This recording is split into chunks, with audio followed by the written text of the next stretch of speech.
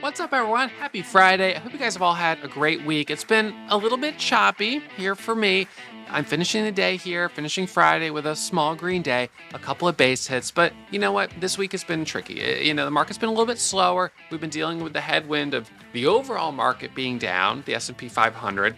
And that is sort of a barometer of just general market sentiment. So my concern here is that, until the market is back at all-time highs, we're going to continue to have a little bit of a headwind. However, when we have a stock that has breaking news, traders, for lack of anything else to trade, are certainly focusing in on that. And so we did have concentrated attention on a couple of stocks today.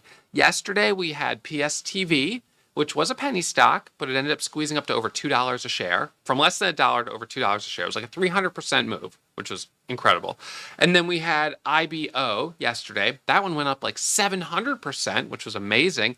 And this morning we had a couple stocks that made some nice moves. So we're going to go ahead and jump into it. Now, I think the thing I want to highlight today is I want to kind of dissect the moment of entry, that entry indicator that I see that gives me the conviction to press the buy button, because I think that's something that we really got to get focused in on. So I've been noticing some questions, posted in comments, and I think that this is going to help clear it up. So let's start by looking first at IBO.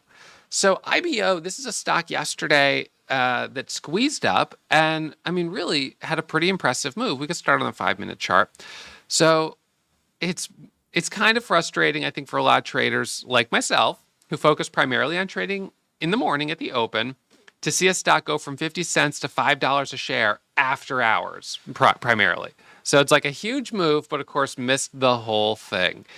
So this morning when I sat down at 6:45 and I'm watching it right here and I'm thinking, okay, this could work, but here's what I said.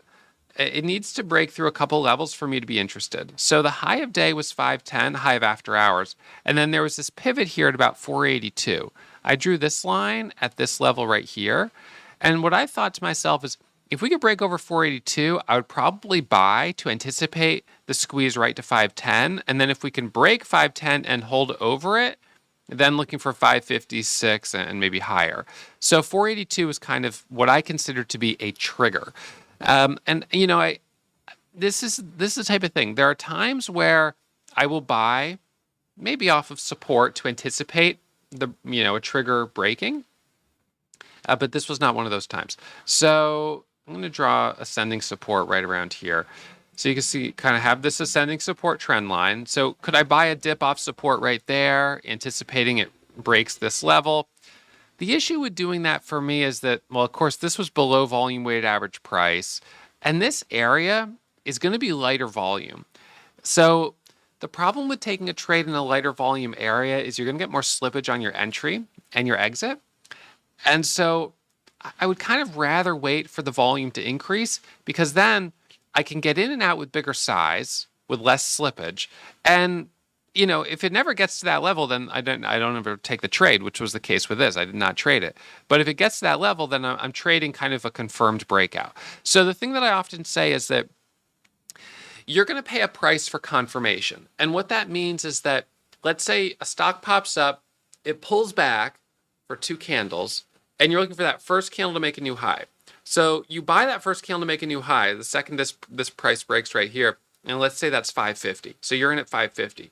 A trader who maybe was a little bit more aggressive maybe bought at 535 when it was still selling. So they didn't have confirmation, but they got in at a discounted price. There was more risk with that trade because there was no confirmation. So it might have just kept going lower, and maybe they had something that gave them the inclination to buy there, but they took more risk. And so when you take more risk, you can stand to gain more, but typically your accuracy will be lower. Whereas when you wait for confirmation, you pay literally a higher price in terms of cents per share, because by the time you're getting confirmation, the price is going to be higher. However, for me, accuracy is higher when I get confirmation. So it generally makes sense for me to wait for confirmation before taking a trade, or get in just before where I'm almost certain it's going to confirm and break through that level. But in this case, getting in down here, that just wasn't going to work for me. So 482 was the line in the sand, did not break, it did not take a trade. At the open, kind of sold off, bounced up, sold off, it's bouncing up here.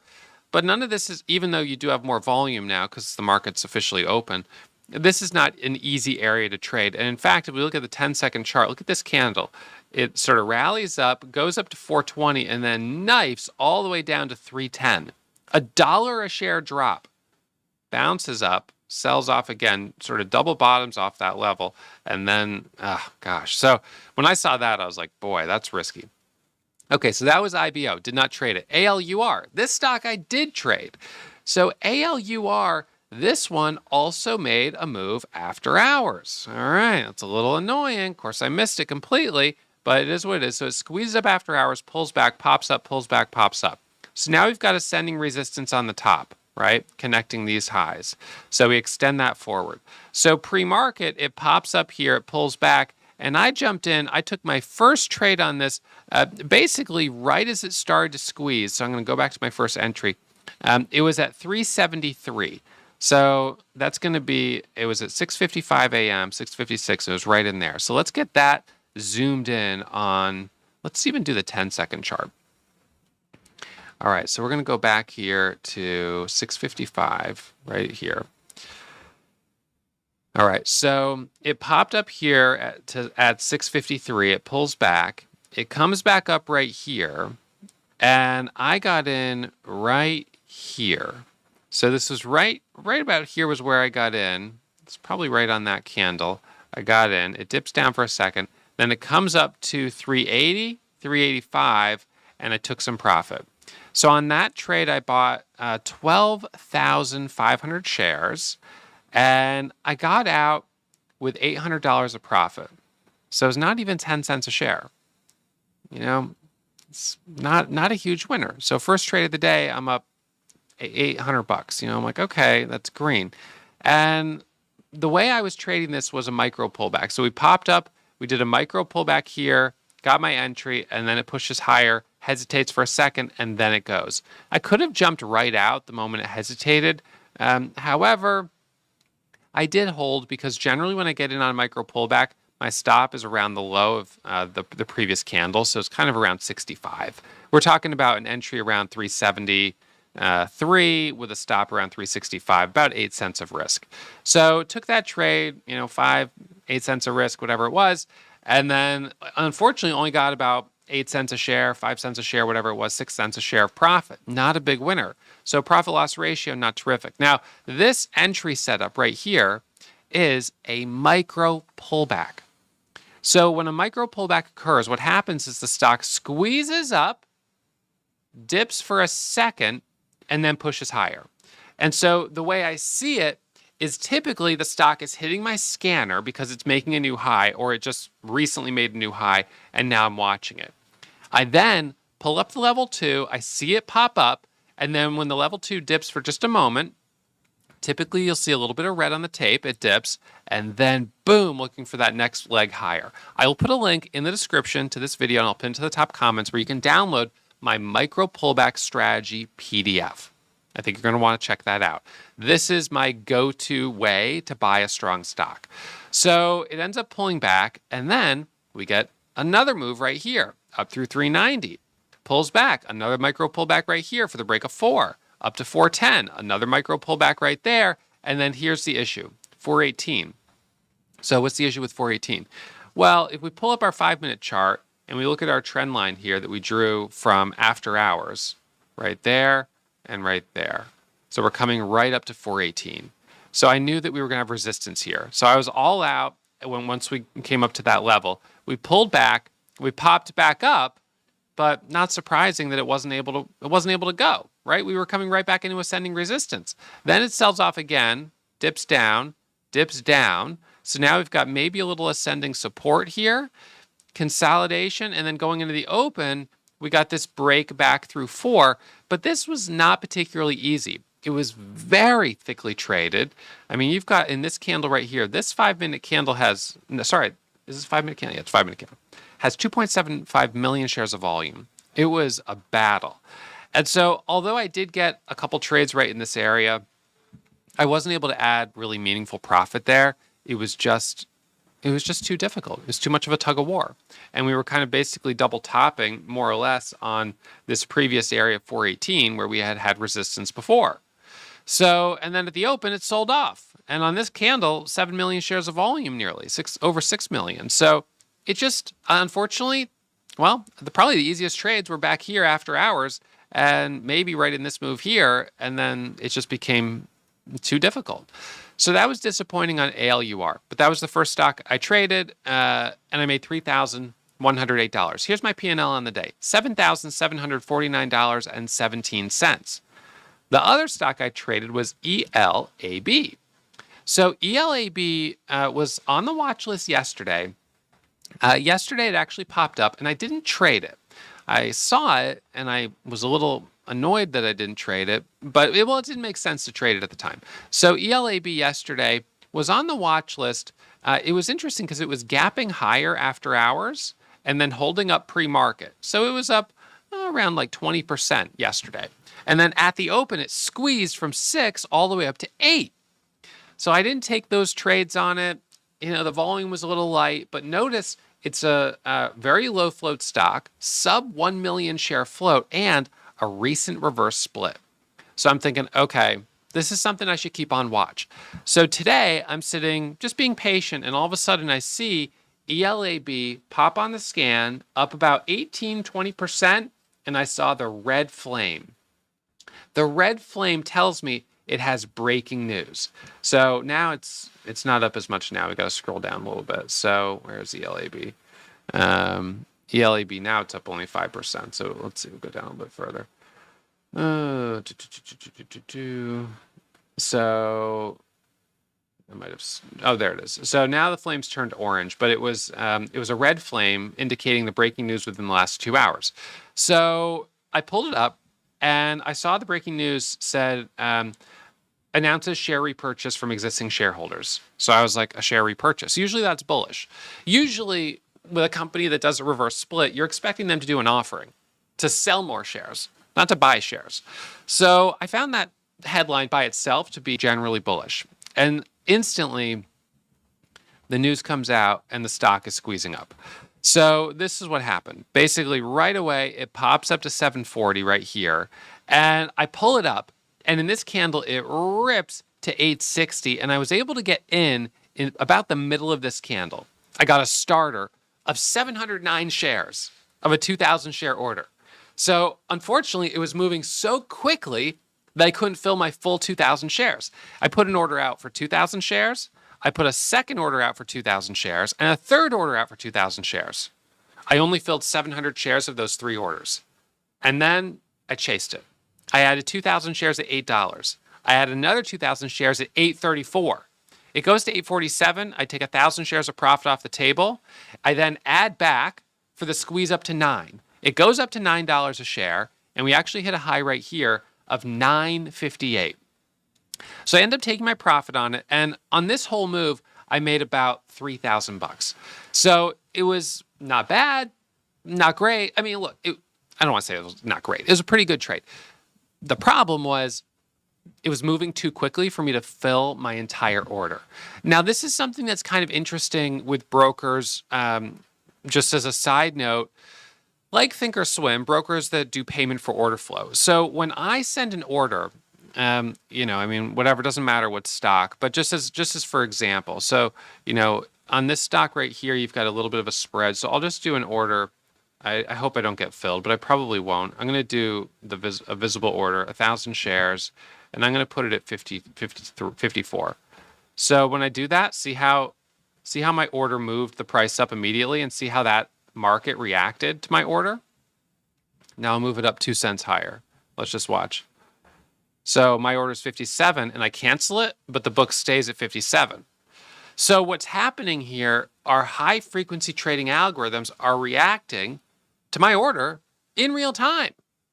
It's pretty crazy. These algorithms are essentially trying to jump in front of my order and in front of other people's orders.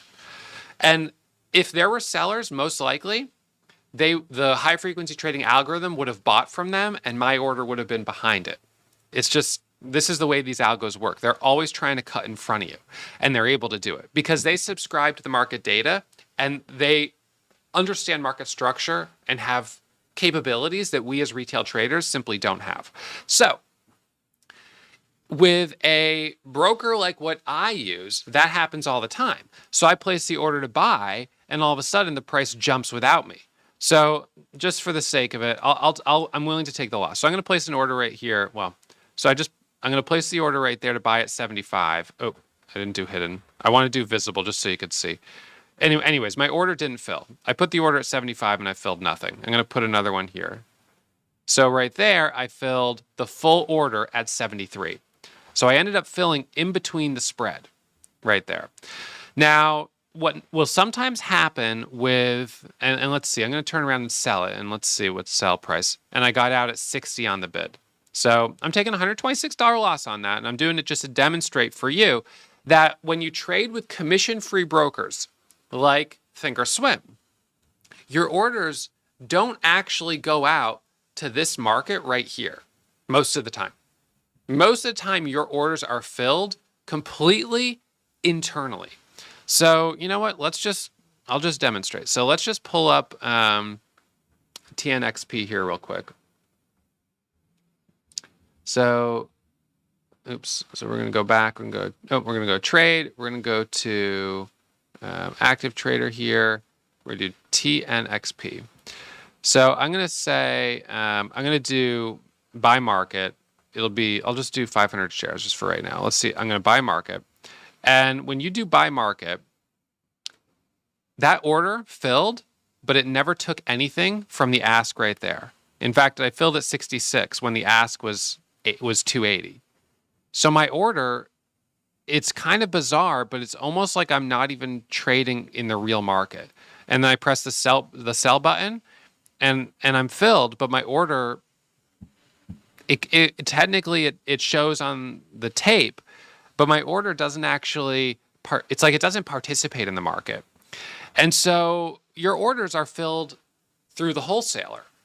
So the wholesaler, which Citadel and these other big investment firms, basically they fill your order and your order doesn't go out to the actual market. So the nice thing about that is that sometimes you'll place an order to buy 10,000 shares. And if I tried to buy that 10,000 shares, I wouldn't get filled because there's not 10,000 shares for sale. But maybe Citadel or whatever firm the order goes to decides they'll give you 10,000 shares.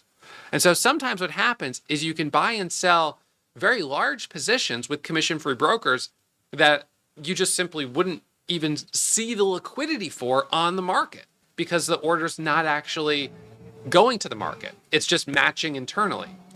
However, what will also happen is that oftentimes your orders are slower to execute compared to a direct access broker. And so while you can sometimes get a generous fill where you just fill a huge position, even though the market didn't necessarily really display those shares being available to buy or sell, the order will take longer to execute. So it kind of slows down your strategy. And also it's very hit or miss because while sometimes you will fill that whole order, other times you will struggle to get your shares. And the problem there is sometimes they'll make it really easy to buy. So you buy and you fill the full 10,000 shares like that. But when you turn around and try to sell, you have a hard time selling. And that's not good. So what that tells you is that the clearing firm probably is trying to sell the stock. So they have no problem letting you buy from them. But then when you're trying to sell, you're competing against them as well.